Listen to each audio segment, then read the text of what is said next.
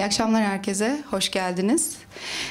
Balkanlardan Gelen Soğuk Hava sergimizin aslında İrvin grubuyla başlayan sanatçı söyleşileriyle devam ediyoruz. Bugün yine sergideki sanatçılarımızdan Adrian Paci bizimle. Öncelikle teşekkür ediyoruz kendisine. Çok ufak sadece Adrian'la ilgili kişisel bilgilerinden bahsetmek istiyorum. Daha sonrasında lafı çok uzatmadan zaten Adrian'a bırakacağım. Arnavut sanatçı Adrian Paci İşkodra'da doğuyor. Tirana Sanat Üniversitesi'nde eğitim aldıktan sonra İşkodra'da sanat tarihi dersleri veriyor. 1990'ların sonunda realist resimden uzaklaşarak fotoğraf çekimlerine ve videoya özellikle yöneliyor. Sergide de bir video işini sergiliyoruz. Aynı dönemde yine Arnavutluk'taki politik olaylar ve ayaklanmalardan sonrasında kaçarak Milano'ya aslında yerleşiyor. Kariyeri boyunca çeşitli kurumlarda, uluslararası kurumlarda sergiler açmış, halen de açmaya devam etmekte olan bir sanatçı. Belki de özellikle 48. ve 51. Venedik Bienalini, 15. Sydney Bienalini bunların arasında sayabiliriz. Onun dışında koleksiyonlar Maxi'de, Maxi Roma'da, Moderna Müzesi Stockholm'da, Guggenheim Müzesi'nde ve New York'taki Guggenheim Vakfı'nda aynı zamanda birçok eserleri bu kamusal koleksiyonlarda bulunuyor. Lafı çok da fazla uzatmadan Adrian'a vermek istiyorum. Tekrar teşekkür ederiz geldiğiniz için. Umarım keyifli bir dinleti olur. Adrian.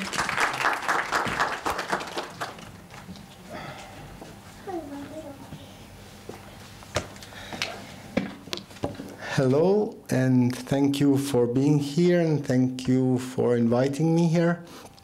I'm very pleased to be here to see the show and also to give this talk. When Tanya wrote me about this presentation, we thought a bit what should be the topic. You know, some years ago when I start my activity as an artist, it was more easy because I had few works to present, and now it's a bit more complicated because we have like 1 hour. So I kind of select a group of works that rotate around the idea of the artist in a moment of transition. So an artist, how can an artist define himself and also his work and his activity in situations when things are changing around him. And this is also because the work that I'm showing in the exhibition, titled Piktori, is a bit about that. So I thought that we can start with showing the video, and then I will continue with the other works.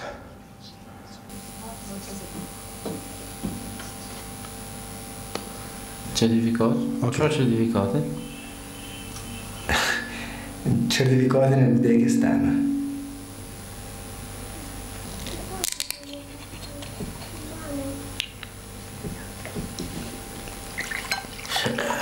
Sa vizatime alqine është sa për drejtë e kam bënë në shkollë, të thy kryt Leonardo e Michelangelon për me më rritë sot e me bëjnë këtë certifikat deket. Nese, kjo se në teme mund është me gjithë qa. I kopje më peticionit, targë makinet, certifikata linjesh e dekjesh, e pronash. Dikush më vjen më kërkon një diplomë universitetit. Unë bajo pejsazhe me barkë buzë liçenit. Dikush den kopime fotografish. I vjen njëri për shkak kërkon me bëj stamp për WC burrash e grash. Unë ja baj në vend. Urime vinë ata xhamis me kërku për i shkru për muajin e mamnushëm të Ramazanit. Pa vinë ata kish për me bëj për ditën e bartë pashëve. Po edhe natyrët qeta me rroshemolla.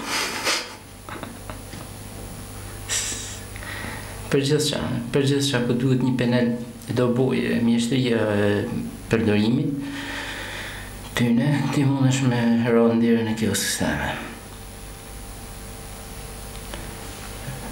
Sa vet kam nis për botën ndesët. Me që me thonë drejtën edhe certifikata linje kam po baka. Dje, me ardhe njeni me bojnë diplomë universitetit. Me nisën shpi. Shkam, më vesh me kostum e kravat. E më na eja këtu me marrë diplomën. Erdi më vonë, vesh me kostum zila, me rromë, nxitës. Më raj parët në dorë. Ordnoj, thash, të dhe kej diplomen, mu inshallah bo është minister. Po kur kam pak kohë, bëjë dhe pikturë për qef.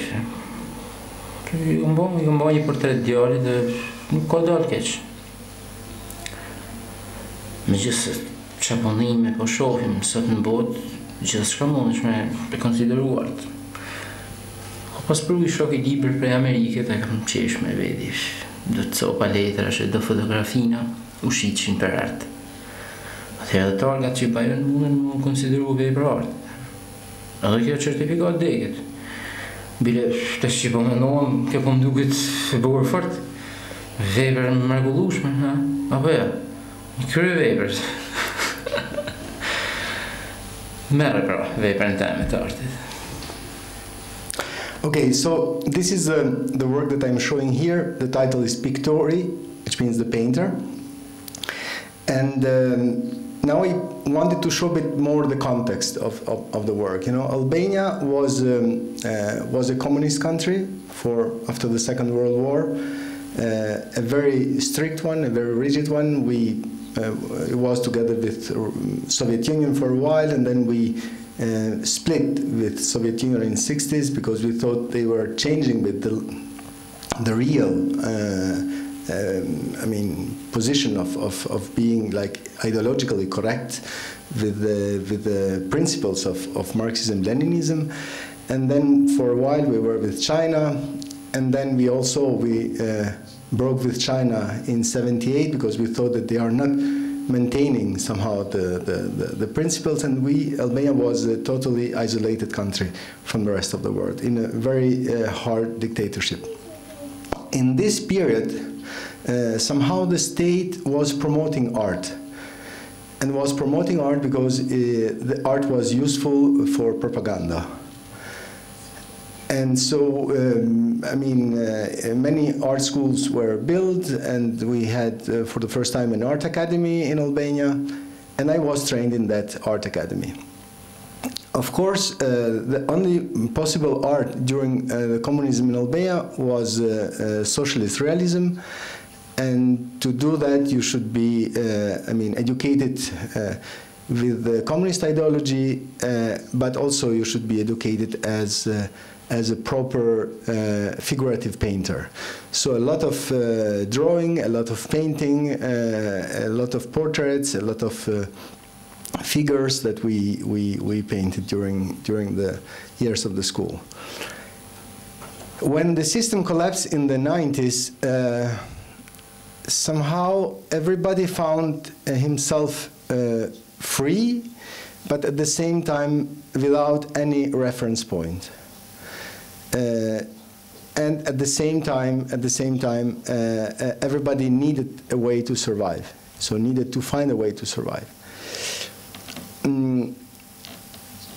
To survive in a kind of economical way, like just to find a way to find money for living, but also to survive as a cultural identity, you know.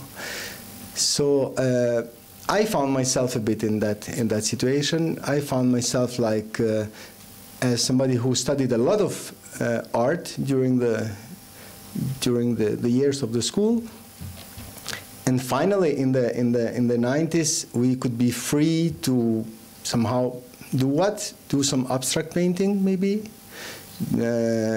And then when I went to Italy, for example, I remember in '92, I went to visit the museums, and I saw that kind of painting that I was doing in the 90s was put in the section of the art of the 50s in the museums. So finding somehow yourself in that situation of being a bit out of the not fitting, you know, out of your time, was of course a problematic situation. At the same time, in Albania, everybody wanted to find a way to make a living. So from being a country totally managed by the state, we became a country that everybody started a small activity to survive. So Albania was literally crowded with these, we call them kiosks, so they were like little huts where somebody could do a kind of activity to produce something, to sell something, to repair something, and to offer their work to the market, you know. And we saw that next to the kiosk of, like, you know, somebody who was selling shoes or selling vegetables, appeared also the kiosk with the label painter, Piktori. And these guys, I mean, were trained as painters, but they were selling somehow their ability to the market. But of course, the market in Albania was not like the market of Art Basel, but people needed stuff that the artist maybe can fulfill. So somebody needed a still life, somebody an abstract painting, somebody needed an icon for the church or something for the mosque. But there were also people, as you saw in the video, that needed something more like necessary for their life, like a visa or a fake document or a diploma, and the painter was using his ability to do this. So I met this guy, and to me, to enter in this kiosk where you could see a copy from Tiziano and a text of from a political campaign, and then to see these fake documents also. And to see the documents coming from the fake birth certificate to death certificate, you know, to me it was like a little universe where you could find a bit of everything from life to death, and art was part of this everything. And this was not because the artist was a conceptualist, but because he was using his ability for what people needed. But at the same time, to me, this little kiosk became also like a metaphor of the art system, that somehow everything you put inside under the label of art becomes art. So that's why I decided to transform this experience, this encounter with the painter in this video. So we had the different meetings and talks with him, and then at the end we came out with this video. And I decided to ask him for my death certificate. You know? So he did the death certificate, and then somehow also it was also legalized by lawyers. So it became from fake, it became somehow real as a document. So that was the funny thing. But yeah, as I said, I was grown up in a communist country. And this little child, it's me. And I was taken here to represent the childhood in the communist Albania, because we had this slogan that in the country everybody is part of the army. So we, I mean, all the enemies should fear us, because it's not only the soldiers that are fighting for the country, but everybody, you know, from the little children to the old people, women, workers, everybody. So I was in Italy when I went to Albania, and I saw this photograph, and I took it with me. I said, "Oh, it's nice, you know. Look at me, you know, how was a cute boy with a gun." And then actually, it happened that the day after, I went to buy the newspaper, and in the cover of a newspaper that I normally do not buy, but I just saw it. It's called La Padania, I saw this this article about the danger of the immigration in Italy. It was called Invasione pianificata, so planned invasion. And I saw myself in the cover of the newspaper, but this time considered somehow like an example of the danger coming to Italy from this wave of migrations. So I bought this newspaper and I went home, and I saw the photograph with myself as a kid. I saw myself as an immigrant in the cover of the newspaper, and I thought, oh, two different roles that I played in my life, but it was not a performance. So I titled the work, It Was Not a Performance. So, as you see, I mean, here it's me, a little boy, playing a role that somebody else gave. It's me, kind of young man, still playing somehow a role that, you know, the society it's forcing you to play. And then it's me as an artist that is looking at these two characters, and it's putting them together, but declaring somehow that it was not a performance. So of course it's the artist somehow saying that. It's the artist looking at the reality of life, but at the end it's declaring that it was not a performance. So somehow the group of works that I'm showing today has to do with this dilemma, you know, with this dilemma. Where is the artist? You know, is the painter that we saw before a painter now, that when he's doing a death certificate, or is an anti-painter, you know? So it's something different, no?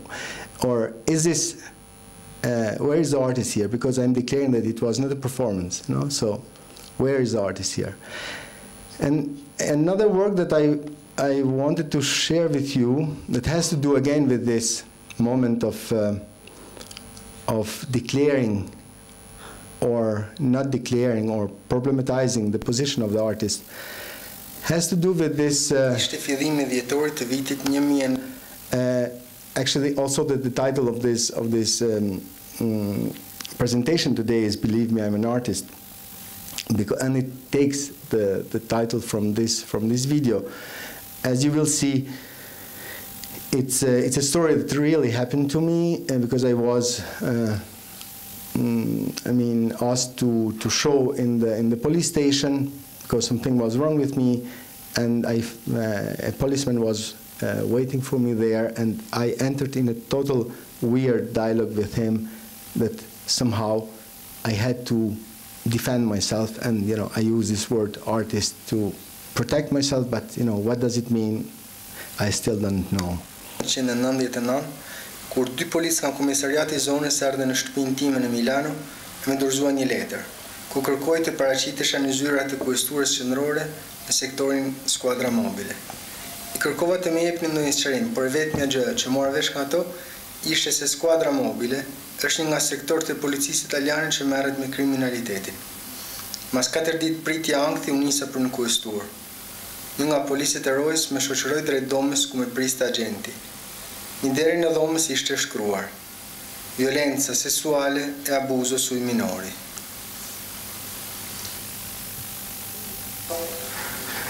Buongiorno. Signor Paci? Sì. Buongiorno. Si accomodi, si accomodi. Ha portato I documenti? Ah, sì. Passaporto.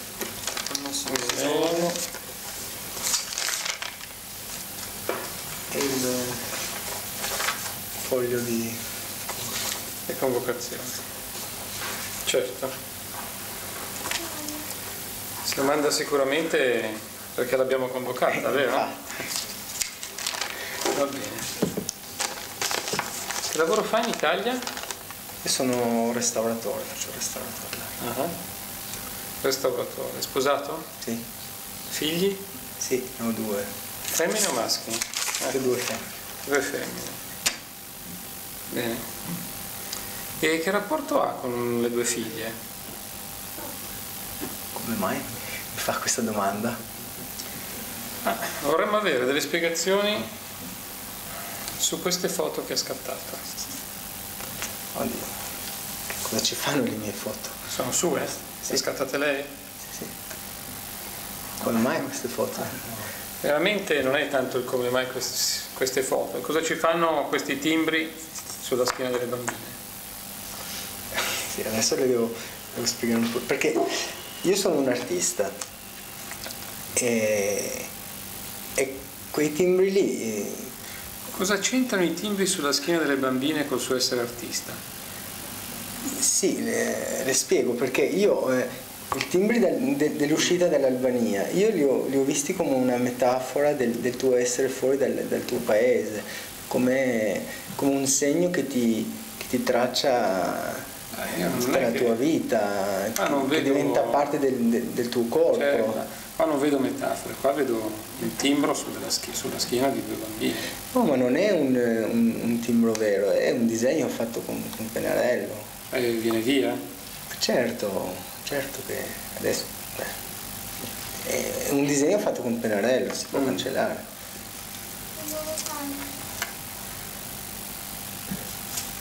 E adesso il timbro è ancora sulla schiena delle bambine? Ma no, ma io ripeto, io sono un artista e questo è stato un'operazione che ho fatto proprio per realizzare un'opera d'arte. Cioè io ho visto il timbro dell'uscita dell'Albania come un segno che dimostra il peso dell'uscita del proprio paese. E quindi sono finiti in una mostra? Sì, poi dopo c'è stato questo lavoro esposto anche in una mostra in Albania. Ma non sarebbe meglio fare le foto alle bambine che sorridono? Sì, ma cosa c'entra, scusa? Solitamente si fa. Ma io faccio tante foto, cioè alle mie figlie, come tutti i papà del mondo, faccio foto normali dove sorridono, faccio dei ritratti, dei disegni, faccio dei video. Le bambine? Le ha fatto dei video? Sì, per dire, ho fatto un video dove c'era mia figlia che raccontava delle fiabe, raccontava delle fiabe alle sue bambole, dove metteva dentro questi personaggi fiabeschi con i suoi ricordi della guerra in Albania. Era vestita? Oh, ma cioè, cosa scusi? Ma io sono un artista, non sono mica una persona che abusa. Io non discuto. E poi cosa ne ha fatto? Questi video? Ma anche quelli li ho presentati in diverse mostre. Cioè, anche tipo questo video che le ho appena detto è stato anche alla Biennale di Venezia. Ma non è comunque il tipo di arte che preferisco. Questa è la sua opinione. Sì. Comunque ripeto, io sono un artista e anche quelle foto lì erano finalizzate a realizzare cioè una partecipazione in una mostra con questa intenzione. Ma in ogni caso sulla schiena delle bambine questo timbro non c'è più.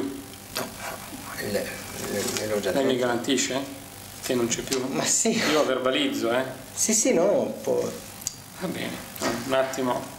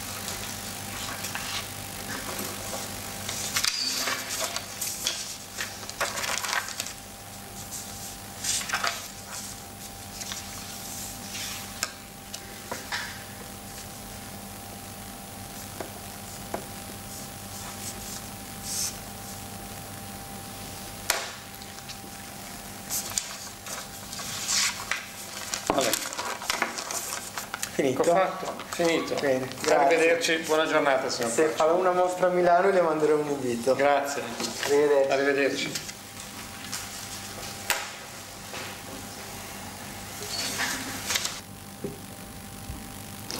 So many people when I show this video, they think that I'm making fun of the policeman, but actually I'm more making fun of myself, because actually what interests me in this story is the fact that, you know, what happens with the artist when he goes out of the context that recognize him as an artist, and goes out of the context that recognize what he does as an artwork. You know, so how an artist can defend himself in a context that is not friendly with him, but is questioning somehow what you do, and how you can somehow explain beside just saying that, yeah, I'm an artist, or this is an artwork. Because somehow in that case it was not just, you know, the me and the Italian guy, or like a citizen and the representative from the order forces, but also was an artist and somehow his public, you know. So I was like, it was like making a studio visit, you know, with the police.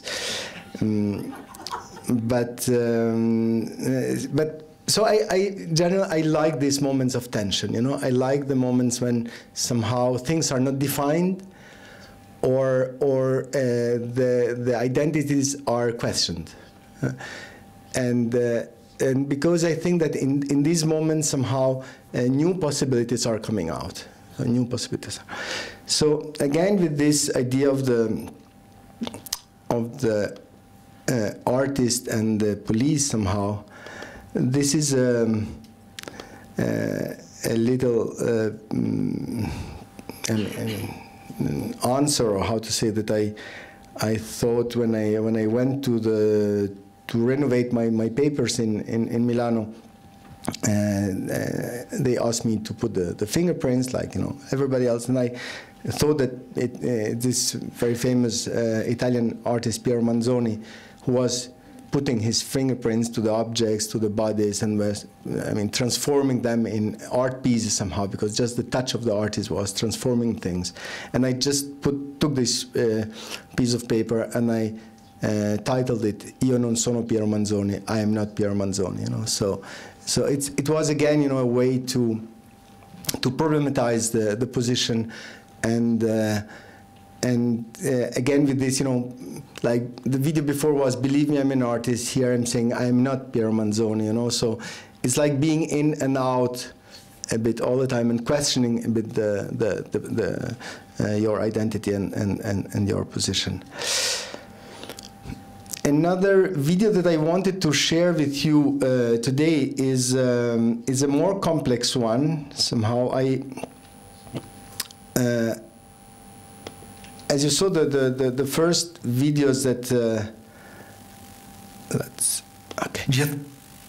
the first videos that I showed are I mean, mostly based on text. So I mean, there is a story, there are words, there are dialogues, and after my first videos, because these are quite early works of mine, done in 2001. Also, my first video piece, Albanian Stories, that I mentioned a bit in the dialogue with the police, with the policeman, it was a text based somehow. It was a video, but somehow it's a little girl telling stories. And after that, I did different pieces, video pieces, without using the words, without using the kind of, I mean, there is maybe a story, but it's not told through words. So I did this video Turn On, I did the video Centro di Permanenza Temporanea, this with the people in the airport, in the stairs of the airport. I did this video Per Speculum, it's a film they shot in England. And this piece that I'm showing now somehow puts together the images, a story told by images with a story told by words. It's a real story. It's a story of a man who had a dream, Often in my works, there is this presence of somebody who has a dream, who has a desire, but then the circumstances around, somehow create problems to this, to the possibility to make happen this desire and these dreams. And then in this struggle, somehow other possibilities come out. So the story, as I said, it's a real one. Of course I combined it in a different way, just to make it also short, because it's only 15 minutes.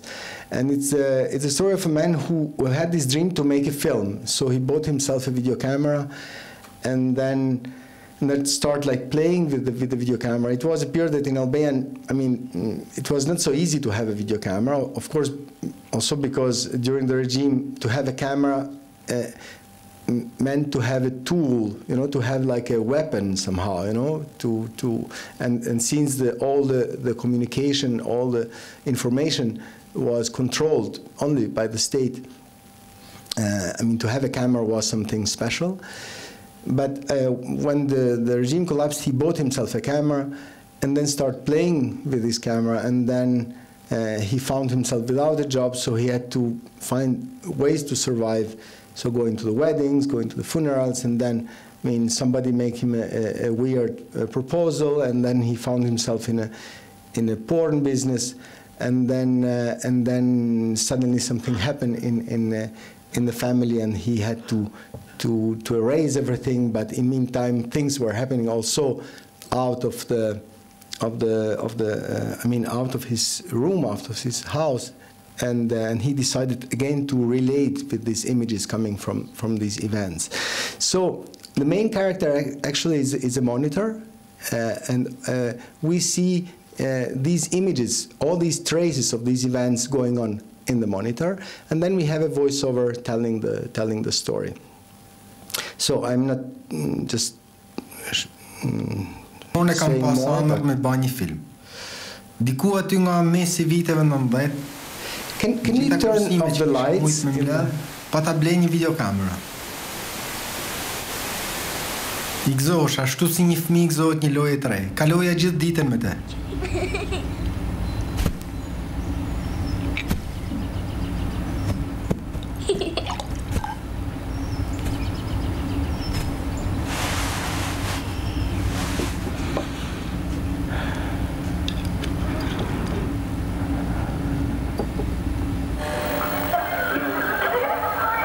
Si dhe shaq qytetit e filmoja skena momente që më dukeshin interesante. Rrogën e marrja si aktor në teatrin e qytetit, por pasioni jemi vërtet ishte kjo videokamera.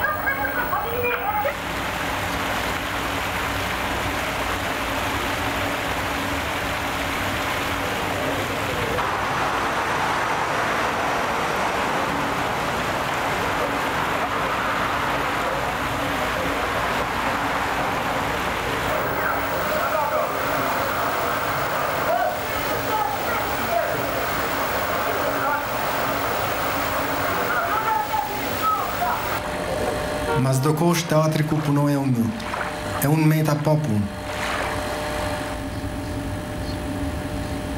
Tentativat për me të bëj një film të shtonin, pa nis mirë.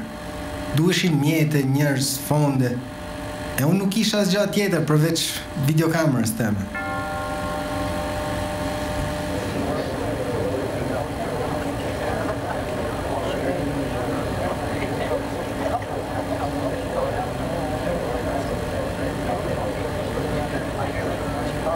Ja nisa me dasma. Ishte rruga ma lehtë me nxjerr në lek. Shkoja sa në Malësi, sa në qyteta, po edhe në fshatra.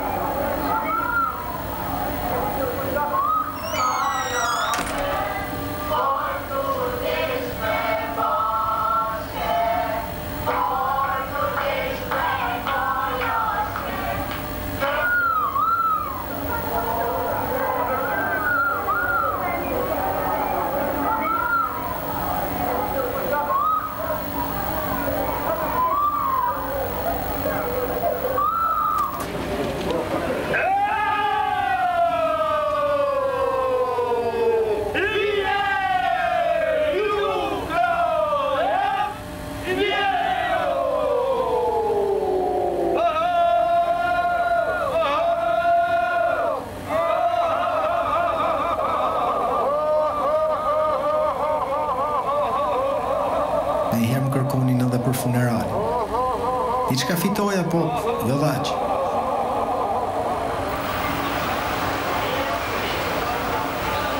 Dark merresha me skenarin e filmit tem të paralizum, me shpresë se herët avon kishte me ardhur dita. Një ditë takova Dorin. Ti që merresh me video, atë ka shku nërmend në herë me ba video porno. Unë video porno? Po ti ja din se në qytet njohin gjithë. Kam familje, kam 2 fëmijë, sa shpun për mu kjo? Nuk ke nevojë me i filmu ti skenat porno, më tha Dori. Ti mjafton gjesh kasetat gatshme, më i kopjon. Unë i kam në shtëpi 3 kaseta, po ti jap. Më po kërkojmë edhe tjera. Me kaseta që ban mundesh me hap një kiosk të vogël, e i shet, ose jep me qera. Nuk ishte ide e keqe. Për 50 vjet pornografia kishte qenë krejt e ndalume, njerëzit ishin të etun për seks. Më kujtohet se si qoheshim në 2 natës me pa kanalet jugoslave, vetëm Senatori ishte një program erotik që quhej Electric Blue.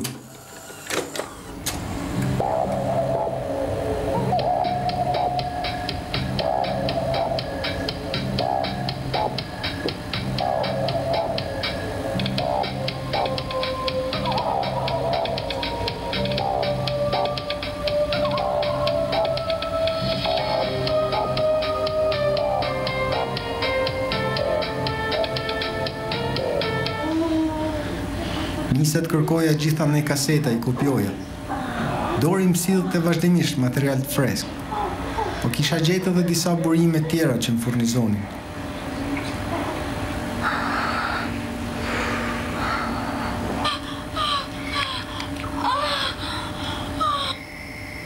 Me grunë ram dakord që ta manim të fshetë për e fëmijëve. Punoja pa pushim. Këtë shumë kaseta kisha pasa kur mbyllja syt, më dilin për para skena seksi.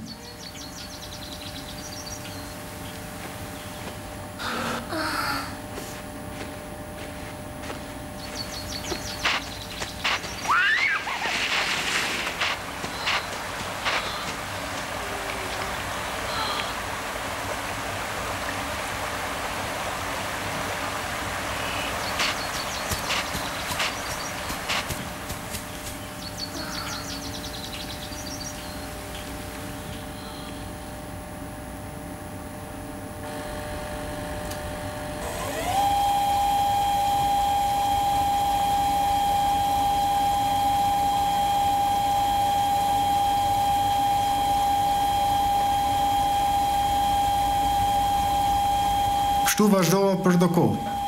Nuk e maj me mirë. 2 apo 3 muaj. U ban 10, 20, 40, 60 kaseta porno. Fillova me kërku një kiosk për shisja kaseta që ta shti kishin mush dhomin. Por sa ma shumë rritej numri kasetave, aq ma shumë rritej dhe unë edhe dyshimi i kioskës. Binte marrë me dalë kështu hapta si shits kaseta porno. Duhet me gjetë një zgjidhje tjetër. Dikush më prezantoi me Tonçin edhe Benardin, 2 tipa që kishin za një hotel braktisur diku në periferi qytetit. Lam një takim me ata më shoqënuan nëpër korridoret e hotelit. Dikure i kishte qenë një hotel luksoz.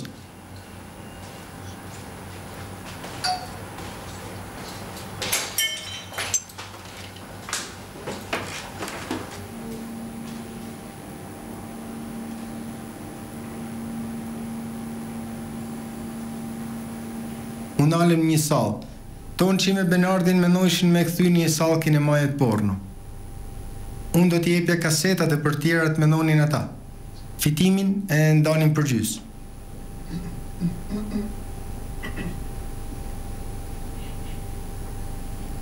E kështu nisi jetën kinemaja par porno në historinë e qytetit tonë. Në fakt ishte një salë televizori, por gjithë e thrisnin kinema.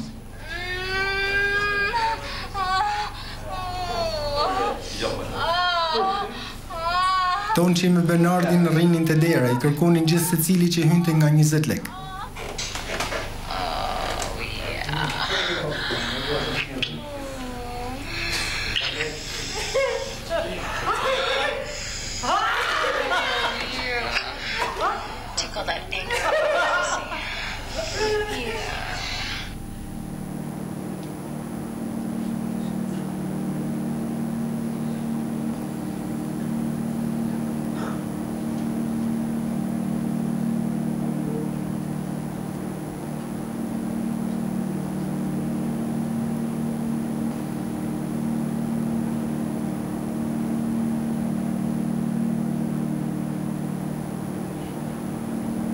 Fillimi nuk ishte I keq, por me kalimin e kohës salla televizorit nuk po funksiononte aq mirë.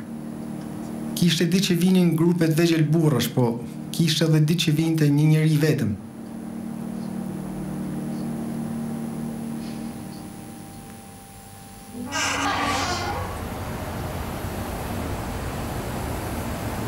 Vendosa me dhanë kasetat me qera dhe nga shtëpia. Binte dera ore pa ore, gjithë farë personazhesh më kërkonin kaseta. Kisha fillu me ulog. E në fundit ky biznes nuk po mjepte atë që kisha menu. Përpiqesha me u marrë dhe me ndonjë punë tjetër. Nuk kisha më ndonjë shpresë se mund të basha pasanik me ato kaseta. Po gjithsesi ai aktivitet më ishte kthy gati në një inerci, pa cilën dita nuk më dukej normale.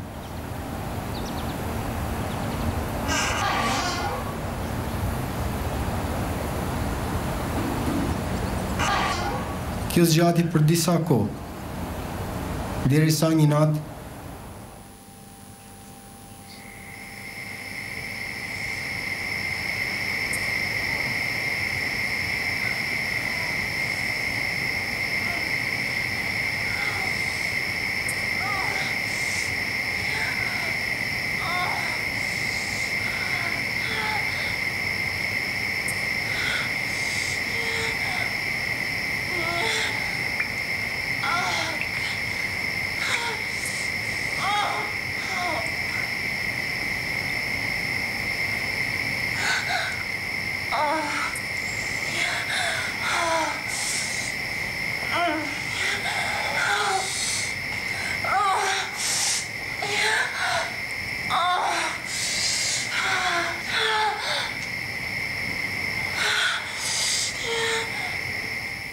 duhej patjetër t'i shkatroj ato mut kasetash.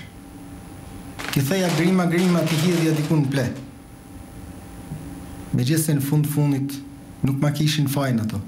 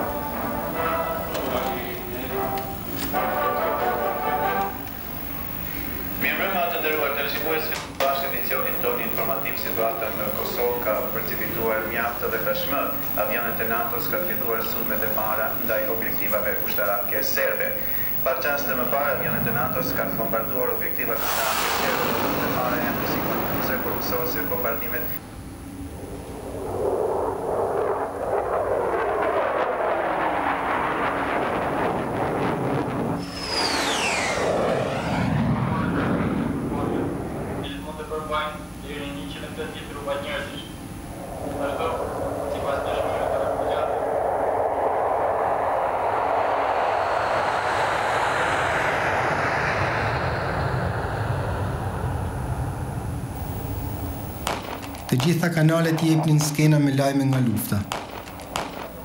Futa shpejt një kaset nga ato që kisha afër dhe nisa të regjistroj. Ato kaseta mund edhe mos t'i shkatroja. Mjaftonte që t'i fshinja ato skena seksi.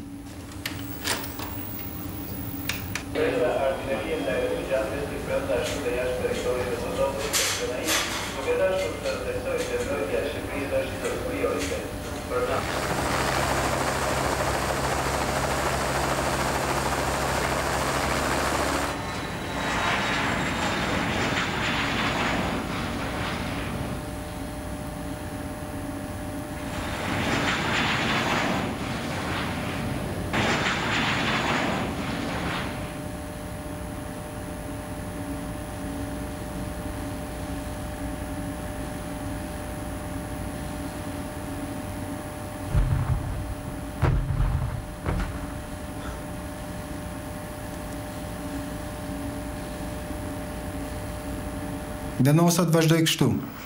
Një ditë, 2, 3, një javë, një muj, 10, 20, 40, 60 kaseta lufte. Derisa gjithçka mbaroi.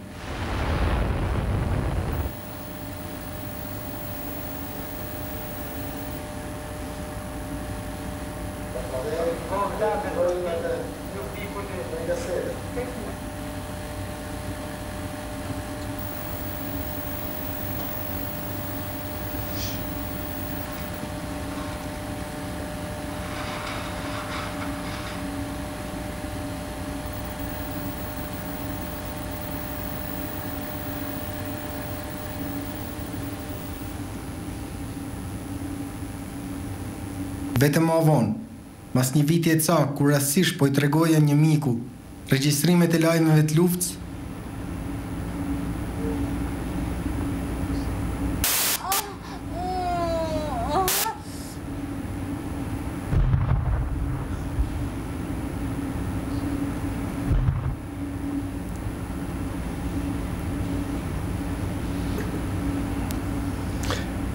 Okay, so this was the video, and as I said before, what was interesting me in this story was all these layers that were somehow coming together in a kind of natural way. If we can call it natural.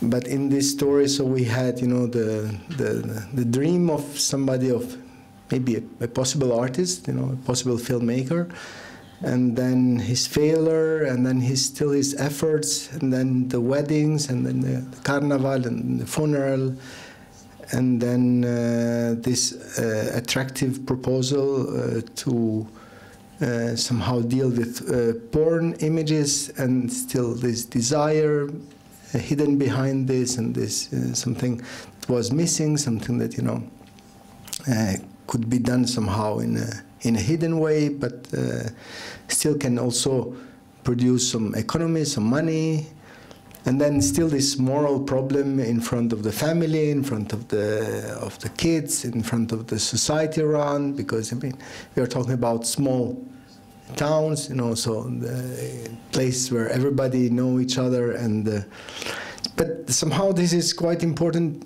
for me, how even in small places you find elements that they have somehow a wider resonance, a wider, it becomes something that is connected with that little place, but at the same time it could be more universal.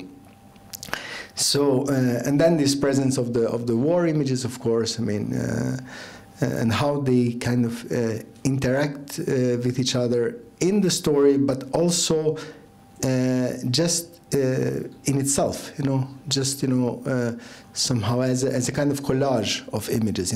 What does it mean to see in the beginning a scene from Carnival, then a wedding, and then a funeral, then a porn image, and then a war image? How in your memory all these images can stay together, and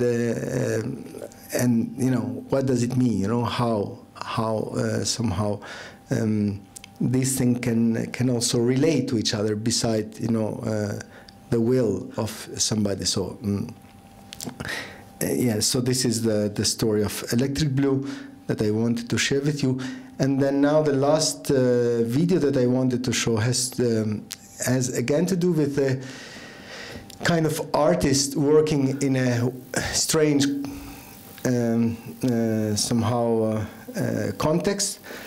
Now we are in China, and it's a group of sculptors, group of sculptors, people carving the marble, producing a column in the middle of the ocean.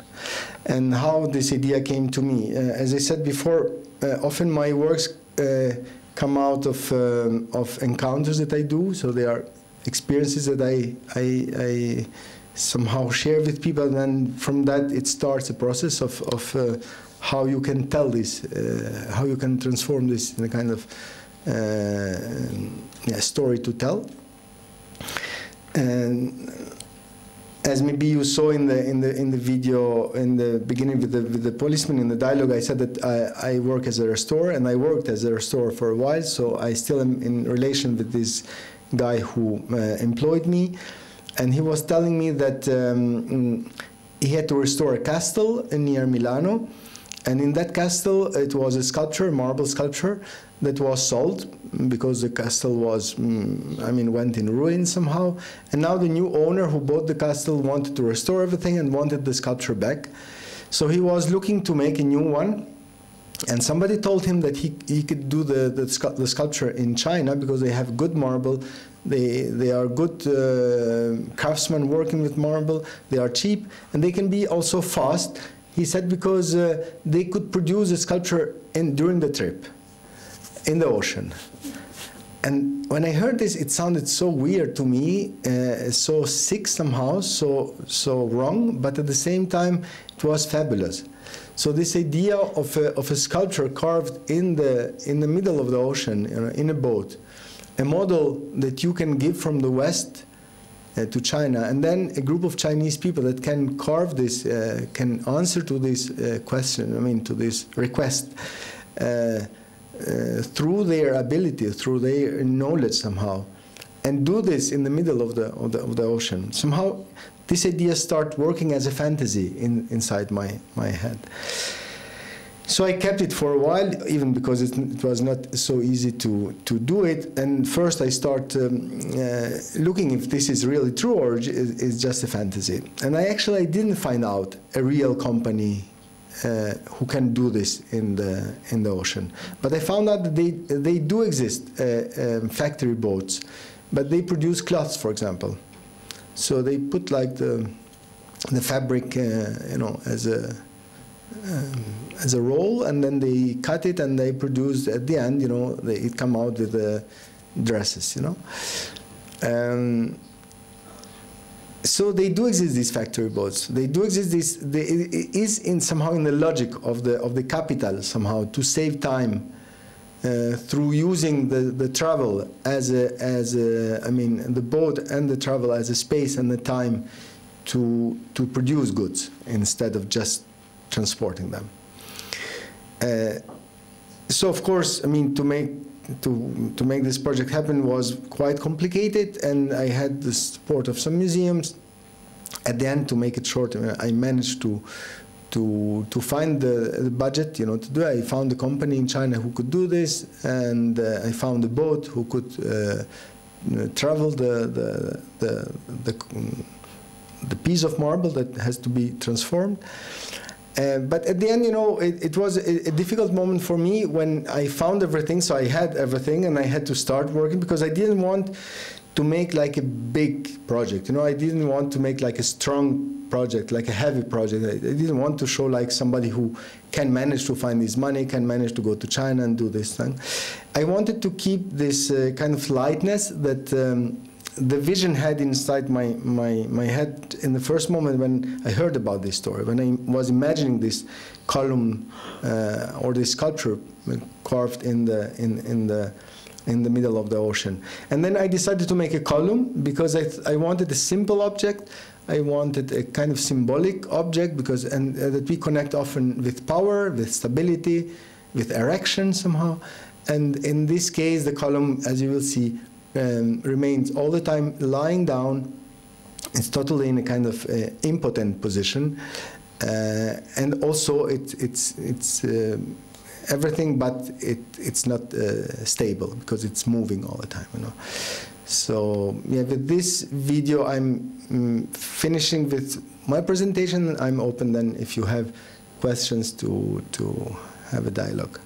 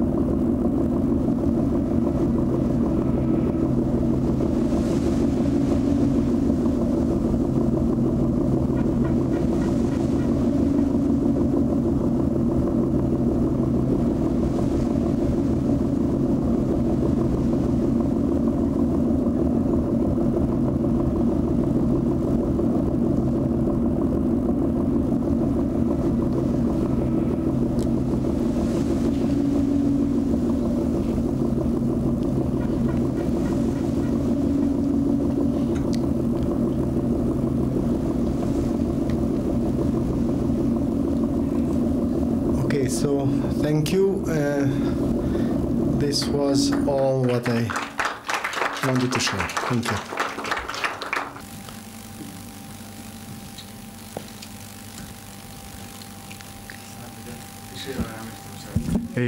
It's not a question about your work. Just in the first video you made in Milan, the documentary archive. How did you get the archive? Did they allow you to use it? And I just quite. It was a rather difficult process. I wonder. This is a secret question. You don't have to answer if it is very secret. You know? It is secret. But yeah.